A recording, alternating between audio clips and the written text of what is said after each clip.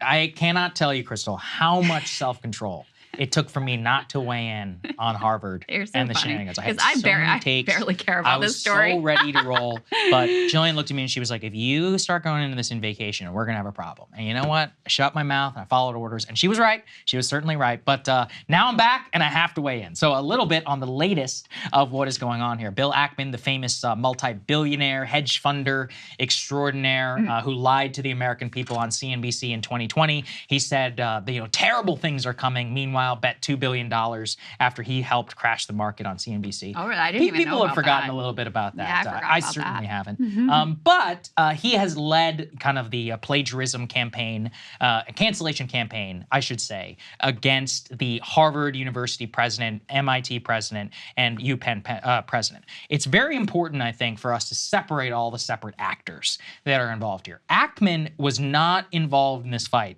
over any original concerns over DEI, about plagiarism or anything. He was mad that these university presidents did not say that calling for the genocide against Jews was not a direct call in and of itself, in order to have expulsion from any of these Ivy League universities. Also was one of the people who helped basically try to cancel all of these Harvard students who had signed some BLM, And look, I don't say pro-Hamas, but those statements actually were insane. We talked about them at the time. If people want to go back and look at some of the justification language that they used, we just, talked about it. I personally thought it was disgusting, but that does not mean I don't believe that it falls within the realm of free speech. Can I just, the part I took issue with was they attributed sole responsibility on October 7th to Israel and denied complete agency from Hamas, who were, directly targeting civilians. So that was my issue with it. Would I cancel them or whatever? Right. Blacklist them. This is a man who wanted to get them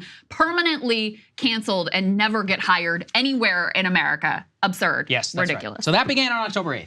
And then we eventually got to a point where people like Christopher Rufo and Aaron Sibarium, two people who I know, and I know you don't like them, but I respect them both because they both were original DEI activists. They did not, mount this as some sort of Israel campaign. They started reporting about plagiarism accusations against Claudine Gay, who was the Harvard University president. She eventually was forced out because of these plagiarism accusations. And it was very clear. I did a monologue, the last monologue of the year. People can go and watch it. About the clear-cut examples. It's very obviously she violated the Harvard student conduct, but you cannot ignore that the original reason why all of them wanted to be expelled was because of Israel and of free speech. Okay, so I think that's the ground. Now we're at a point, though, where Ackman has opened kind of a Pandora's box. And in that Pandora's box, now it turns out that there is a controversy erupting over Ackman's wife, who is an Israeli-American entrepreneur, former professor at MIT. Let's put this up there on the screen. So now it turns out that Neri Oxman, Bill Ackman's wife, is now apologizing for plagiarism in her 2010 dissertation. Now, currently, Ackman is caught up in a war of words on Twitter or known as X, in which he is defending his wife with great aplomb, saying, no, it's not plagiarism because she incorrectly did not cite basically direct copy-paste from Wikipedia and several other instances. I think it is worth noting that Neri Oxman herself has apologized for the incident. If you don't want to call it plagiarism, I don't know. I mean, I remember being in college and they were like, you can't copy and paste from Wikipedia. Is it technically plagiarism? I don't, whatever. You can't just copy and paste from Wikipedia. Listen, why don't we put this academic integrity? Shall we just call it that? Do we have to call it plagiarism? Now, according to Ackman, in this instance, let's put this up there, please, on the screen. He says, it does not strike me as plagiarism. Oh, really? Nor do I think it takes anything away from her work. I am not sure who would even complain that they were not cited properly. I also wish I knew how to reach a human being at Wikipedia, as my Wikipedia biography needs correcting and would be meaningfully improved if there was someone that I could speak to. He truly is one of the most... he's just one of the most clownish, entitled figures that I've ever seen operate in politics. And I just want to note this. When the original plagiarism accusation came against Claudine Gay, here's what he said. The day that it dropped, he said, new whistleblower complaints alleged 40 instances of plagiarism. They raised serious issues about the initial investigation into work was conducted. The whistleblower levels have credible accusations against Harvard. Now, whenever it's wife, he says, a few questions. How can one defend oneself against an accusation of plagiarizing Wikipedia for a dissertation written 15 years ago in 2009? Isn't the whole point of Wikipedia, it's a dynamic source of information that changes minute by minute based on edits and contributions? It's like, dude, come on. I know. You know, it's such a clear thing. His new tack is like, it's disgraceful that they are attacking my wife. I'm like, well, dude, here's the thing. Normally, I would have a lot of sympathy because, you know, he's involved and she didn't necessarily enter the fray. But Neri Oxman is a public figure in the same way that I'm a public figure, and you are as well, Krystal. She's appeared on a Lex Friedman podcast. And I think more importantly, I think for our purposes, is some of the past work that she engaged in with a man named Jeffrey Epstein. And by the way, to underscore Ackman's Titanic Ego, let's put this up there, please, on the screen. He is literally bragging and reposting a meme that shows him as a Roman emperor talking about, quote, this guy literally beat out Brad Pitt competing for his wife. And he's not hiding it. He continues to kind of flaunt that, which if I was his wife, I'm not sure I would be too happy about that, but whatever. There's a lot of questions that are happening here. Just again to underscore, Miss Oxman, let's put this please up on the screen. Neri Oxman was deeply involved in a gift to Jeffrey Epstein, a bizarre giant glass marble, after helping solicit a donation from him. This goes back to 2019, and I actually did a couple of things about this at the time, because one of the ways that Epstein kind of whitewashed his reputation is that he would constantly solicit like meetings with MIT scientists and others, right, so he could give them money, and he would then be seen appearing with all these prestigious scientists. Some say he may have been working for a foreign intelligence agency, but at the very least, what they do show is that her lab received a $125,000 gift directly tied to Jeffrey Epstein, and she then presented a gift to Jeffrey Epstein of this weird glass marble. Now, I personally find that to be the most objectionable thing that involves his wife. Bill Ackman has said now that, you know, he says there will be more to say on the Epstein accusation. He's like, but to be clear, I never knew him. And he's now saying that it's very unfair because there has been no due process because his wife was only given 90 minutes to respond. Here's my, like, once again, did you give Claudine Gay due process? And due process is a legal term. We're talking about journalism. Right. Now, Business Insider, they only gave her 90 minutes to respond to a 6,000-word article. I personally think they should have given her a day to respond. I don't think that that was the right thing to do.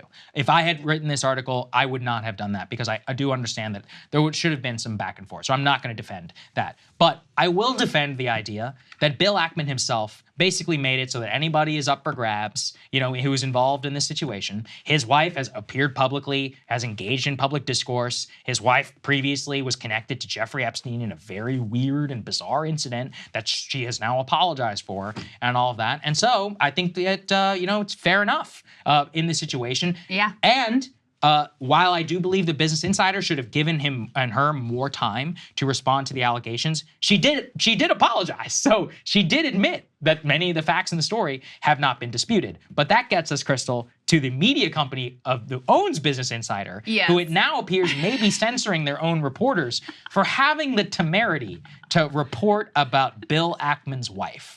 That's a whole other situation. Yeah, so let me get to that one in a minute. First of all, number one, you live by the sword, you die by the sword. Right. This is the standard you set. And he has some nerve to now, you know, it was, oh, this is plagiarism and she must go. He was mad that she only got pushed out as president and did not also lose her teaching job. He complained about that. He said that she should be fired completely due to, quote, serious plagiarism issues. So not his real concern of, you know, quote unquote anti-Semitism. No, he decided to take what was available to him, this plagiarism quote unquote scandal, and to use that to great effect. And he was mad that she was not fired completely because of these serious plagiarism issues. Now, when it's his wife, he is posting these lengthy diatribes on Twitter. I'm talking like freaking 5,000 words that it's like, what even is plagiarism, really? And it's, 5,000 words of nuance trolling about, well, who's to say? And the world has changed. And I don't know, is Wikipedia is just like lifting passages from Wikipedia? Can we even say that's plagiarism? Who's to judge? And it's a whole new world now with AI, et cetera, et cetera, et cetera. So now that it's his wife, it's like, what even is plagiarism, really? But when it was Claudine Gay, it was bring out the axe. She needs to be gone. She needs to be gone forever. Not even hold on to her teaching job, etc. So the double standard here is amazing. This is also a person who has complete double standard with regard to quote unquote free speech. Claims to be some free speech warrior until it's an issue that he cares deeply about, and suddenly he wants censorship. This is classic. This is what the overwhelming majority of elites, Democrats and Republicans, have actually pushed in terms of a quote-unquote free speech agenda. They don't want free speech. They want to be able to control what can be said and what cannot be said. That is very clear here. This is a man who thinks because he is extremely wealthy and because he has given certain large gifts to these various institutions, he thinks he should be able to run the show. He should be able to dictate who can stay, who can go, who can say what, on what campus, when, where, etc. He thinks he should be able to set the standards, and since he's setting the standards, he's got a little carve-out exception for his wife. So that's what's going on with Bill Ackman. So Saagar, to your point about the media reporting here, and by the way, this story, I have I don't really care who the Harvard University president is. But it does say something important about these powerful elites, which do have a lot of power and influence. And this comes out, too, in terms of this media reaction. So Business Insider does this report. It's obviously tremendously important, impactful, gets a lot of traction, et cetera. They did, maybe they should have given her more time to respond. But it's not like she's rebutting the allegation. They didn't get anything wrong. She said it was true. They did not get anything wrong. So what is the reaction now of Axel Springer, which owns Business Insider? Well, they're concerned about this. This may have been anti-Semitic, actually, what this journalism that unfolded here. Put this up on the screen from them. This is incredible. This is reported out by Semaphore. They say BI's report on Neri Oxman has caused division within the top ranks of its owner, Axel Springer. Some Axel leaders question whether the article was newsworthy and are concerned the report could be seen as anti-Semitic and anti-Zionist. What? How in the world is pointing out accurate instances of plagiarism anti-Semitic or anti-Zionist? Complete insanity. And by the way, par for the course for Axel Springer, which actually requires their employees, they're a big media conglomerate. They own Politico. I was going to say. And Business Insider and a number of other media outlets. They actually require their employees, this is crazy to me, to sign a pro-Israel pledge. It's on their website that one of their second founding principles is a commitment to Israel and the right of Israel to exist. So this is, sort of par for the course for them, but it's complete insanity. And it just shows you again the way that the billionaire class has so much control over what gets reported, how it gets reported, who gets apologized to, who can keep their job, who can't keep their job. Total insanity. And the last thing I'll say, Saagar, is there have been allegations that the attacks on Claudine Gay were racist. She's a black woman.